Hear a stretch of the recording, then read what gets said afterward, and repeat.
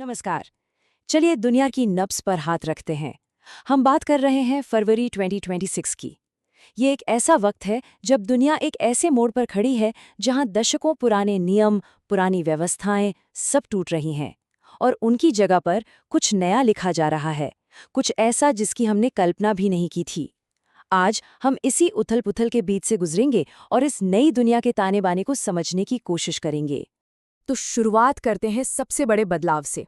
सोचिए, वो ढांचा, वो नींव जो 50 साल से भी ज्यादा समय से दुनिया को एक तरह से संभाले हुए थी, वो अब हमारी आंखों के सामने बिखर रही है।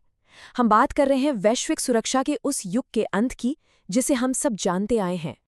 देखिए, 1970 के दशक के बाद ये पहली बार हो रहा है कि दुनिया के दो सबसे बड़े परमाणु जखीरे बिना किसी नियम के, बिना किसी रोक-टोक के चल रहे हैं। कोई सीमा नहीं, कोई जांच पड़ताल नहीं और सबसे खतरनाक, कोई कानूनी भरोसा नहीं। ये एक बिल्कुल नया और बेहद खतरनाक खेल है, जिसके नियम अभी लिखे ही जा रहे हैं। तो सवाल ये है कि जब पुराने नियम खत्म हो जाते हैं, तो दुनिया के बड़े खिलाड़ी क्या करते हैं? जाहिर है, वो नए नियम बनाते हैं।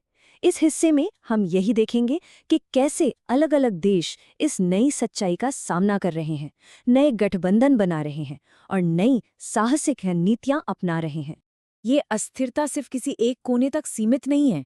यूक्रेन से लेकर मिडिल ईस्ट और पाकिस्तान तक दुनिया भर में जैसे चिंगारियां सुलग रही हैं। और इसका नतीजा क्या हो रहा है?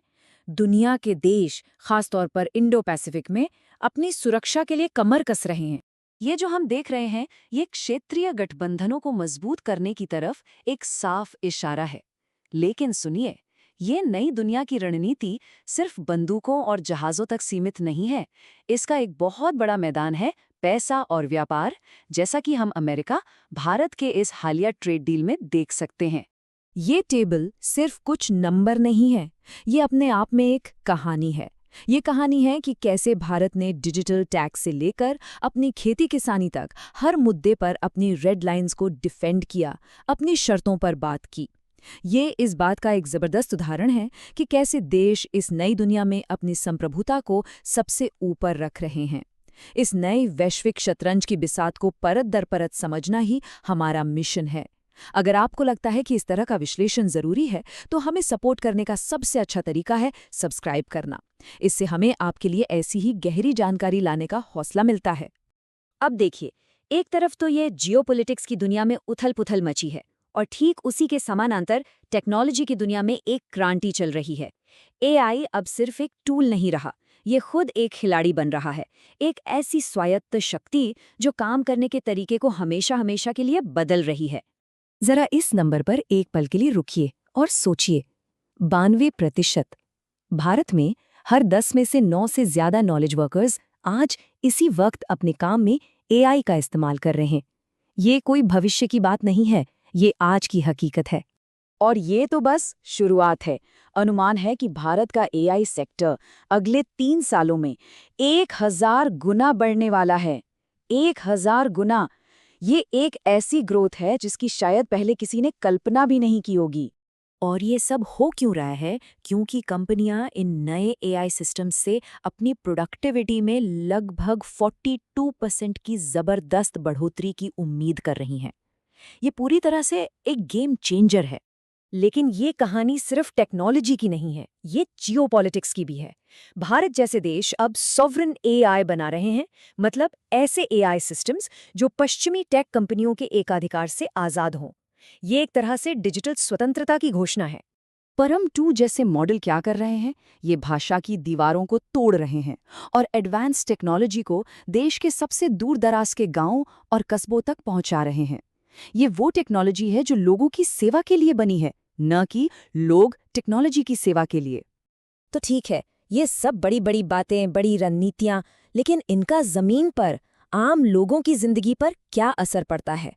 आइए इसे समझने के लिए भारत को एक केस स्टडी की तरह देखते हैं। महाराष्ट्र में सत्ताधारी गठबंधन ने हाल के स्थानीय चुनावों में एक तरफा जीत हासिल की, एक बहुत ही साफ राजनीतिक जनादेश। लेकिन सत्ता अपने साथ हमेशा कुछ जटिलताएं लेकर आती है और यहीं पर आकर बड़ी-बड़ी रणनीतियां जमीनी हकीकत से टकराती हैं। ये राजनीतिक ताकत अक्सर राष्ट्रीय महत्वाकांक्षा और स्थानीय पहचान के बीच एक संघर्ष पैदा कर देती है। ये शब्द पुणे के हैं, जहां नवनिर्वाचित अधिकारियों ने ट्रैफिक का हवाला देकर एक बहुत ही लोकप्रिय पब्लिक आर्ट स्पेस कलाकार कट्टा को हटाने का प्रस्ताव रखा, और इसके जवाब में वहां के कलाकारों और लोगों का ये गुस्सा फूटा। ये जो पुणे में हो रहा है, ये सिर्फ एक शहर की कहानी नहीं है।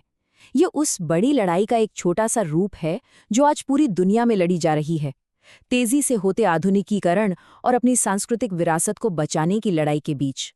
ये एक ऐसा तनाव है जो हमारे समय की पहचान बन गया है। इस बारे में क्या सोचते हैं? क्या आपके अपने शहर में भी विकास और संस्कृति के बीच ऐसी कोई खींचतान चल रही है? हमें नीचे कमेंट्स में जरूर बताइए। और अब हम आते हैं आखिरी और शायद सबसे अहम मोर्चे पर, डिजिटल दुनिया। ये एक नया युद्ध का मैदान है, जहां जंग व्यूज और शेयर्स के लिए लड़ी जाती है, जहां प्रभाव ही सबसे बड़ा हथियार है। ये स्लाइड डिजिटल दुनिया के दो बिल्कुल अलग चेहरों को दिखाती है। एक तरफ है सॉफ्ट पावर का इस्तेमाल, दिलों और दिमाग को जीतने की कला, और दूसरी तरफ है डिसइन्फॉर्मेशन, यानी झूठ को हथियार बनाकर समाज में जहर घोलने का विज्ञान। और आखिर में यही वो सवाल है जो हमारे इस नए असीमित युग की सबसे बड़ी चुनौती है। एक ऐसी दुनिया में जहां सच और झूठ के बीच की लकीरें मिट जाए, तो हम आखिर भरोसा किस पर करेंगे? हमारे साथ इस गहरी पड़ताल का हिस्सा बनने के लिए बहुत बहुत शुक्रिया। आपसे अगली बार फिर मुलाकात होगी।